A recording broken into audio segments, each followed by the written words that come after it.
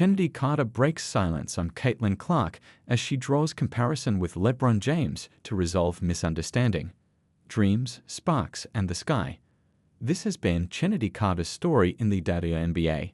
However, when you dig in, you see how the dream rookie season never happened, how the sparks of a new beginning never flew, and how, while reaching for the sky, she knocked someone down.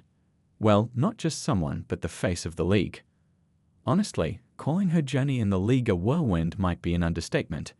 First, she was suspended by the Atlanta Dream in 2021 for conduct detrimental to the team after an argument that escalated quickly. She was then traded to the Sparks. A similar issue of conduct unfolded then, which led to her being eventually waived by the Sparks in March. And then came Caitlin Clark, looking to make a basket. A lot of things unraveled for her after last season's drama.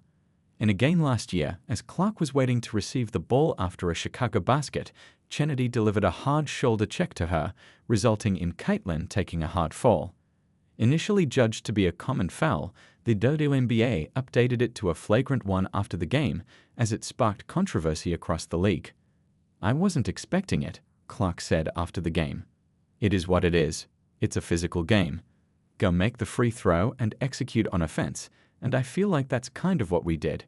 Carter declined to answer questions about the incident after the game, but later said she won't change her playing style, regardless of the backlash she has faced.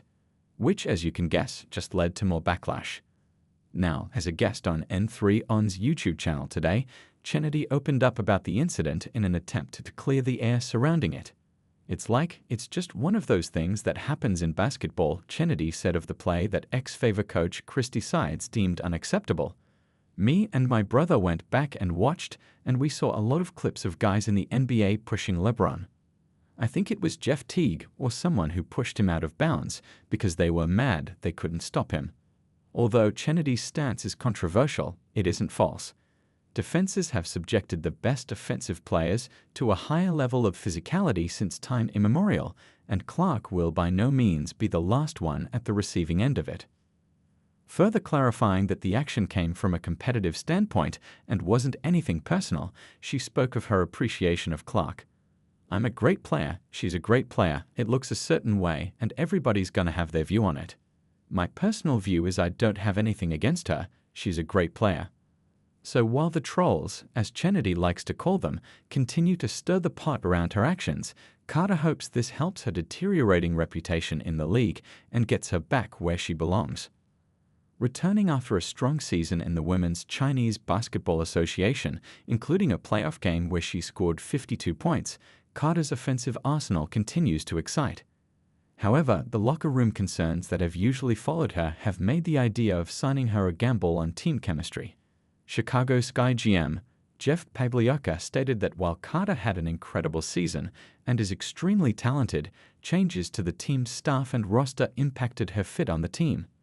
The decision to let her go was framed as giving Carter the best opportunity as a free agent. While this might be the primary factor behind parting ways with Carter, Annie Costabile of the Chicago Sun-Times reported that Carter's past behaviors have created locker room tension and concerns about how she would impact the team's chances of landing other free agents. The Sky need assurances that she will be reliable on and off the court and will buy into a system that, as coach Tyler Marsh said, will not hinge on one player's success, she added. And yet, it raised eyebrows around the league when the Chicago Sky opted not to extend an offer to the Texas native. After all, Carter has been a monster on offense, and her numbers back that up. In 2024, she led Chicago in scoring with 17.5 points per game. She was not only able to score, but also remained uber efficient while doing so, as she was the only guard among the top 10 in points in the paint. So, if Carter can turn around her issues in the locker room, she can prove to be a good option for a couple of teams in the WNBA. One of the teams that comes to mind is the Connecticut Sun, which has lost multiple key starters after making the WNBA semifinals last year. The Suns can certainly use Carter's scoring ability to provide a significant boost. A shot creator, Carter can also be used as a dynamic scorer coming off the bench, a role that can be vital during the playoffs. The Golden State Valkyries could emerge as another side that can use an experienced scorer on